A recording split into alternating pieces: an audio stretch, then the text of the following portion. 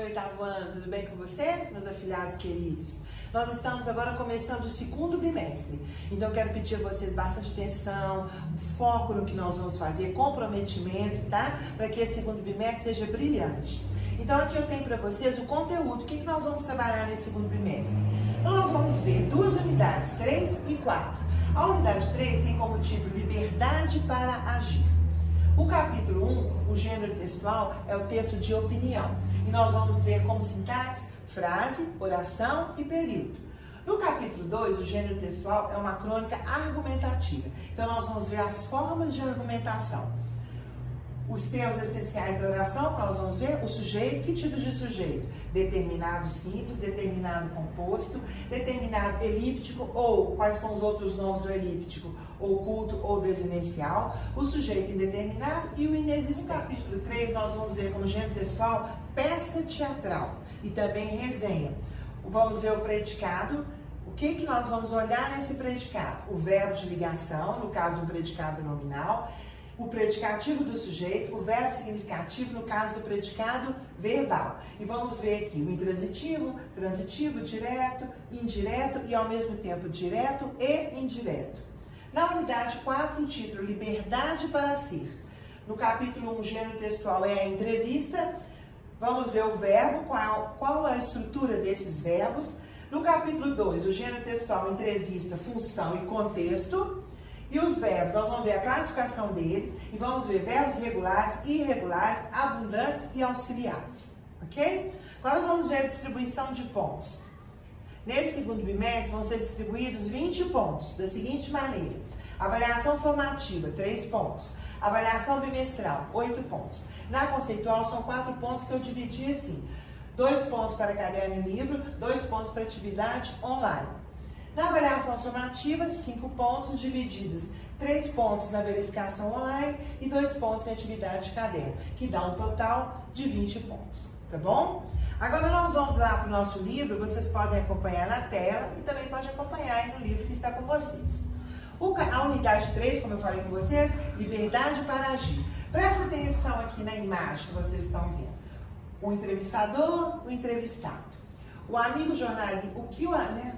Deixa eu voltar um pouquinho aqui. Só um pouquinho. O amigo jornalista, né? O que ele acha do controle da mídia? Dá uma olhada nele, gente. Ele tá com a boca, olha, amordaçada. Como que ele tá pedindo opinião? Ele tá amordaçado e vendado. Olha os olhos dele também. Lembra que nós estamos falando de liberdade. Liberdade para agir, liberdade de imprensa. Então, vamos ver aqui embaixo a nossa explicação. Primeiro, vamos começar com liberdade de imprensa. Você sabe o que é liberdade de imprensa? Como você interpretaria essa charge acima?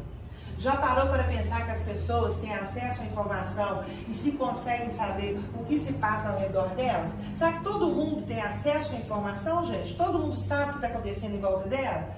Ou seja, as pessoas sabem de fato o que está ocorrendo? A mídia, ela pode sofrer algum tipo de censura? Mídia, nós estamos falando de jornal impresso, televisão, rádio.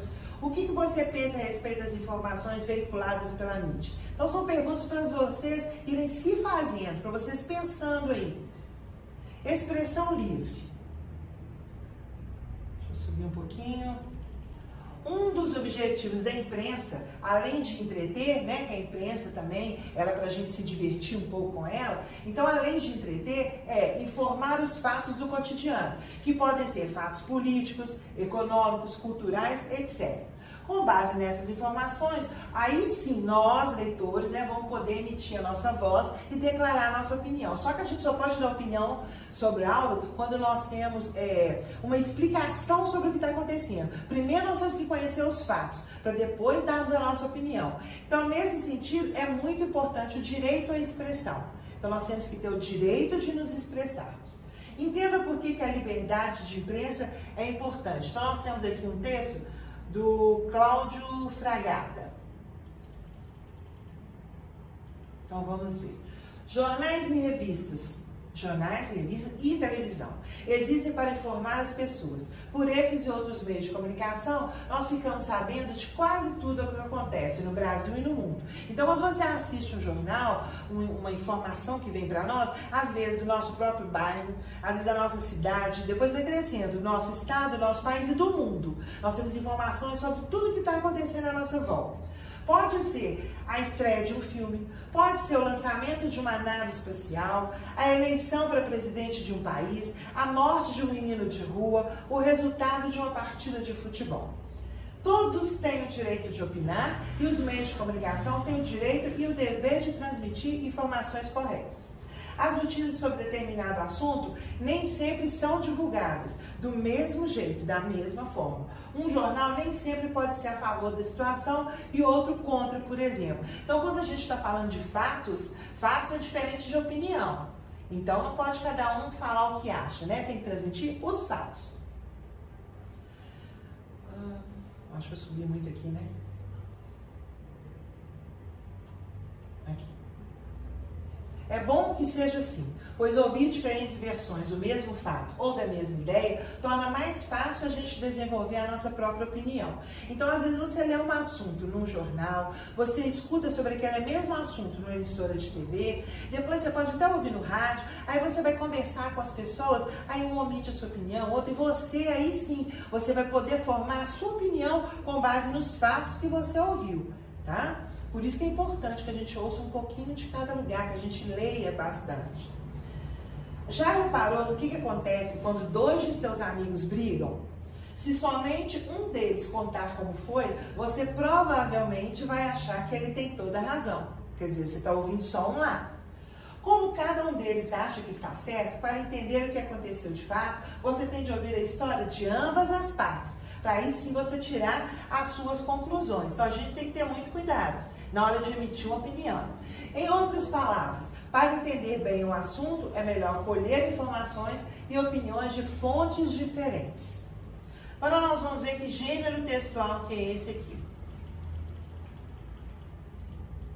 Para podermos dominar um assunto e emitir uma opinião, é indispensável ter argumentos. Eles podem aparecer em diversos gêneros textuais, tais como um ensaio, uma carta do leitor, um artigo de opinião e editorial também. São chamados de textos argumentativos. Então, o que são argumentos? Preste bem atenção, hein? Argumento é aquilo que confirma ou nega um fato.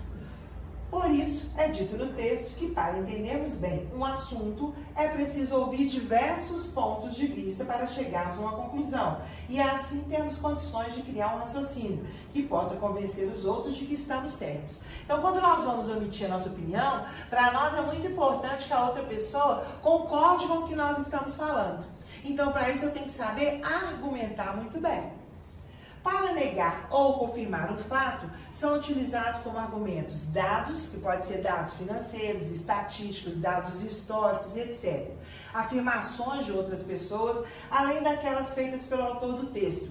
E exemplos que podem ser retirados do cotidiano. Então, no dia a dia, você vê exemplos de muita coisa acontecendo. E a partir dali também você pode argumentar, emitir sua opinião.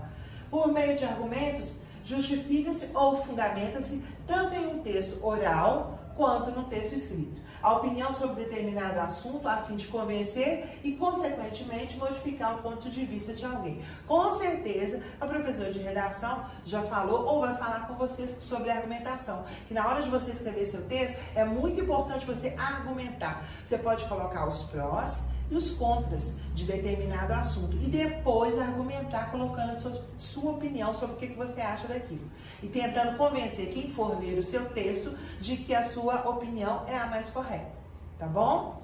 Então, gente, nós vamos ficar por aqui, tá? No nosso próximo encontro a gente conversa mais um pouquinho. Tá? Um beijinho pra vocês, tchau!